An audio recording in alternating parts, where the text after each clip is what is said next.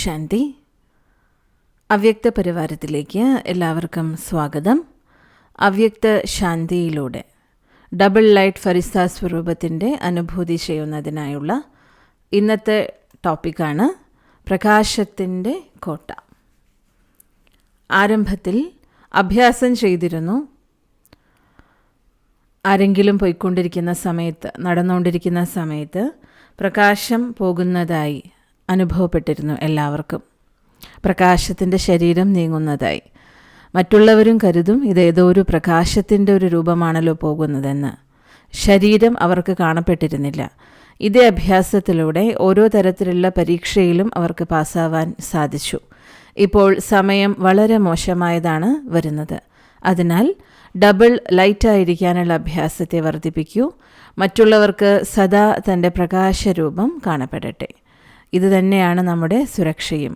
അവർ ഇങ്ങോട്ട് വരികയാണെങ്കിൽ പ്രകാശത്തിൻ്റെ കോട്ട കാണപ്പെടണം. ഇപ്പോൾ ഈ വിഷയത്തെക്കുറിച്ച് മോഹിനി ദീദിയിൽ നിന്നും കേൾക്കാം.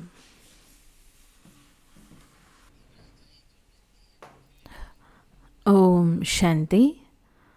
രാജാക്കന്മാർ വസിക്കുന്ന സമയത്ത് കോട്ട കെട്ടിയിട്ടാണല്ലോ, അതായത് രാജധാനിക്ക് ചുറ്റും കോട്ട കെട്ടും.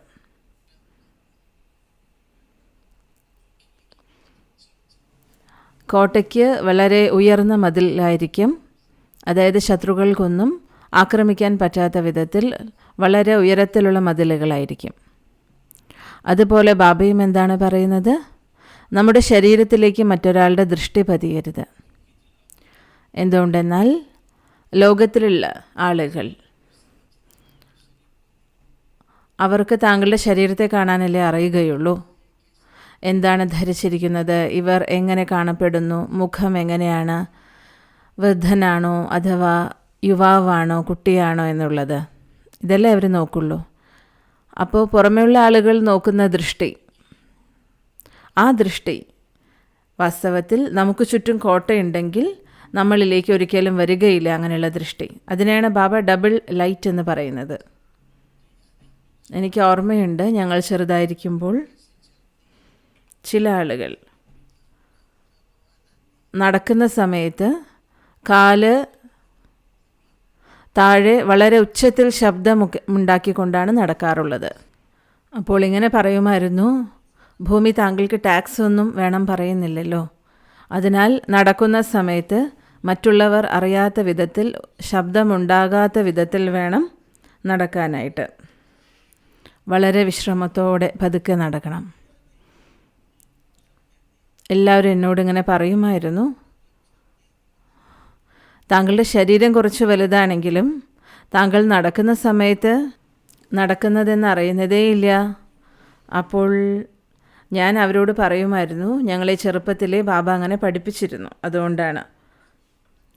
അതായത് ഭൂമിയാണ് ഞങ്ങളുടെ ഭാരം എടുക്കുന്നത്, അഥവാ ഭൂമിക്ക് ഒരുപാട് ഭാരം കൊടുക്കുന്നു എന്ന് തോന്നിക്കുന്ന വിധത്തിൽ ഒരിക്കലും ഞങ്ങൾക്ക് നടക്കാൻ പഠിപ്പിച്ചിരുന്നില്ല. ചിലർ സംസാരിക്കുമ്പോൾ തന്നെ ശബ്ദം പുറത്തേക്ക് വരില്ല. അതായത് വളരെ സൂക്ഷ്മമായിട്ടുള്ള കാര്യങ്ങളാണ് ഇതൊക്കെ.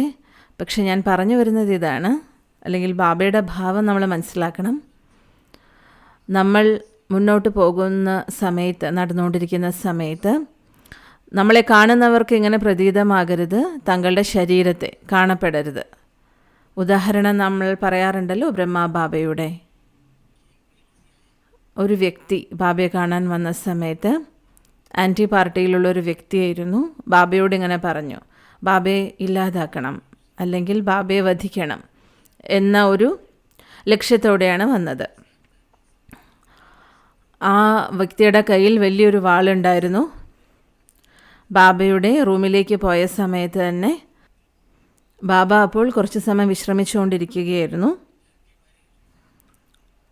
ഉള്ളിലേക്ക് പോയപ്പോൾ ബാബയെ പ്രകാശരൂപത്തിലാണ് അദ്ദേഹത്തിനെ കാണാൻ കഴിഞ്ഞത്. അപ്പോൾ ഇദ്ദേഹം പെട്ടെന്ന് പേടിച്ചുപോയി.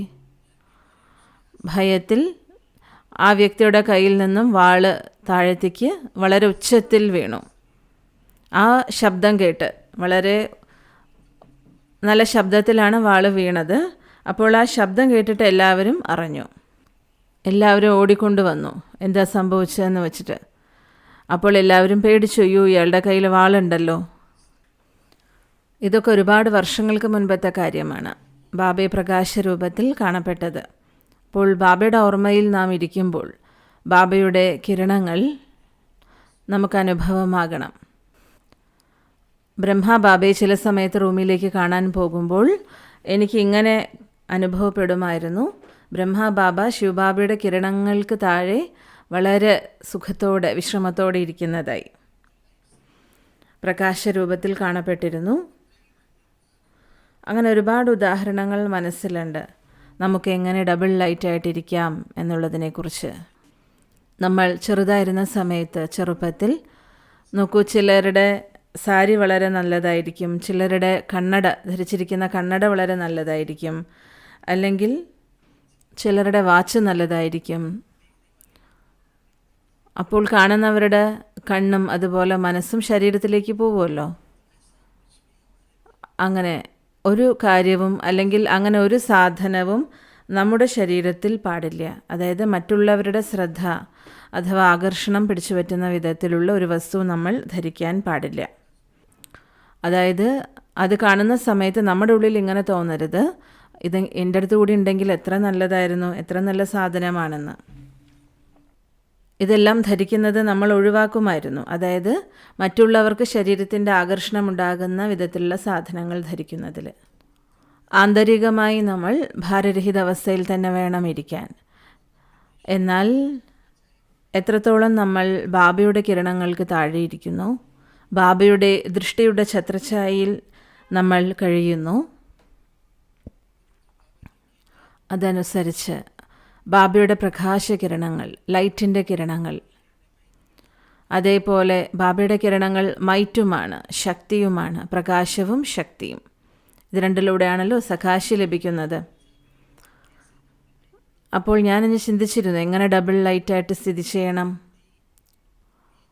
പ്രകൃതിയും നമുക്കൊരു കോട്ട പോലെയാണ്. ഈ കോട്ടയ്ക്കുള്ളിൽ മറ്റുള്ളവരുടെ ദൃഷ്ടി ഒരിക്കലും പോകരുത്.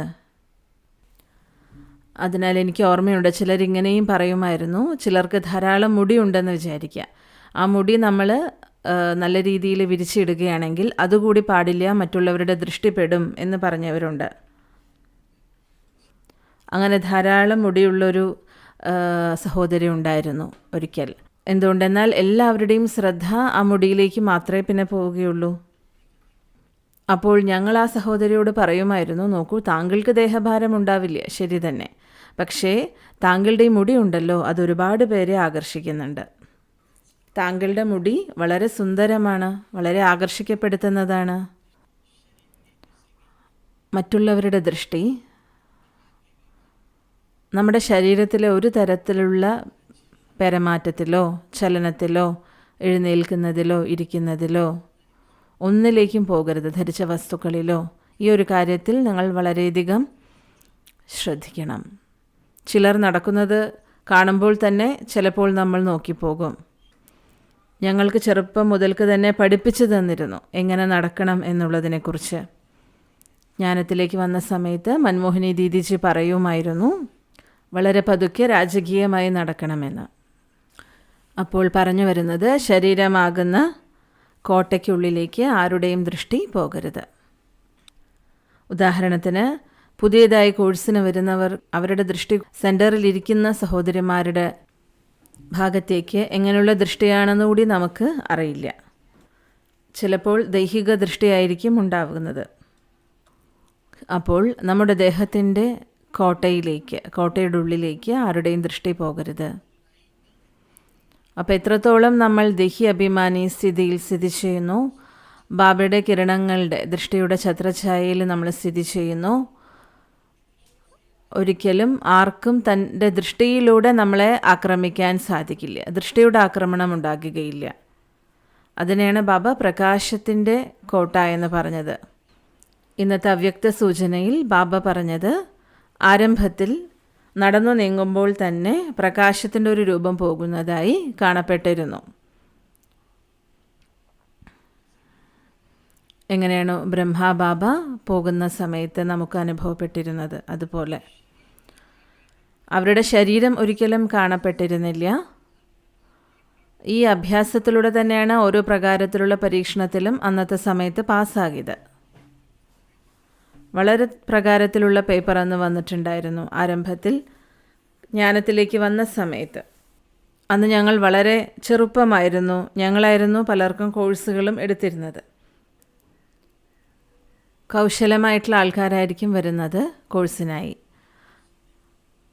അവരുടെ വൃത്തി സഹോദരിമാരിലേക്ക് പോകും.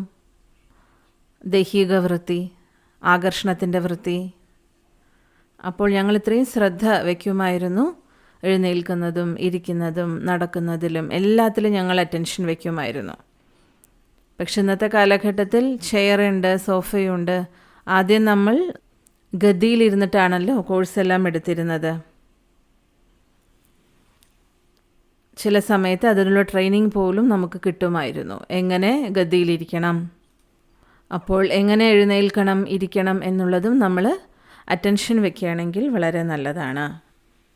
സമയം വളരെ മോശമായതാണ് വന്നുകൊണ്ടിരിക്കുന്നത്. അപ്പോൾ ഡബിൾ ലൈറ്റ് ആയിരിക്കാനുള്ള അഭ്യാസം വർദ്ധിപ്പിക്കൂ. മറ്റുള്ളവർക്ക് താങ്കളുടെ പ്രകാശരൂപത്തെ കാണപ്പെടണം. ഇത് തന്നെയാണ് താങ്കളുടെ സേഫ്റ്റിയും സുരക്ഷയും. അവർ ഉള്ളിലേക്ക് വരുമ്പോൾ, നമ്മുടെ അടുത്തേക്ക് വരുമ്പോൾ നമ്മളിൽ പ്രകാശത്തിൻ്റെ കോട്ട വേണം അവർക്ക് കാണപ്പെടാൻ. അവർക്കൊന്നും നമ്മെ ചെയ്യാൻ സാധിക്കില്ല. അത് ദൃഷ്ടിയിലൂടെയുള്ള ആക്രമണമായിക്കോട്ടെ, വാക്കുകളിലൂടെയുള്ള ആക്രമണമായിക്കോട്ടെ, കർമ്മത്തിലൂടെ നമ്മൾ ആക്രമിക്കുകയാണെങ്കിലും ഏത് തരത്തിലാണെങ്കിലും അവർക്ക് നമ്മളെ ആക്രമിക്കാൻ സാധിക്കുകയില്ല. ഒരിക്കൽ പഞ്ചാബിലെ അമൃത്സറിൽ ഒരുപാട് തീവ്രവാദികളുണ്ടായിരുന്നു. തീവ്രവാദികൾ വരുന്ന സമയത്ത് സഹോദരിമാർ യോഗത്തിലിരിക്കുമായിരുന്നു. അപ്പോൾ ഇവർക്ക് അനുഭവപ്പെട്ടത് ഈ സഹോദരിമാരെല്ലാം ഒരു ലൈറ്റിൻ്റെ രൂപങ്ങളായാണ് കാണപ്പെട്ടത്. അവരൊന്നും തന്നെ ഇവരെ ചെയ്യുകയില്ല. അവരുള്ളിലേക്ക് വരും, പക്ഷെ ഒന്നും ചെയ്യില്ല, വെറുതെ നോക്കിപ്പോകും. ആ സമയത്ത് സഹോദരിമാർ പ്രകാശരൂപം ധാരണ ചെയ്തിരുന്നു. അപ്പോൾ ഇങ്ങനെയൊരു സമയവും വന്നേക്കും, ഇനിയും വരും. അപ്പോൾ അഭ്യാസം സ്വയത്തിൽ ചെയ്യണം. നമ്മുടെ പ്രകാശത്തിൻ്റെ കോട്ട എപ്പോഴും നമുക്ക് ചുറ്റുമുണ്ടായിരിക്കണം. ഓം ശാന്തി.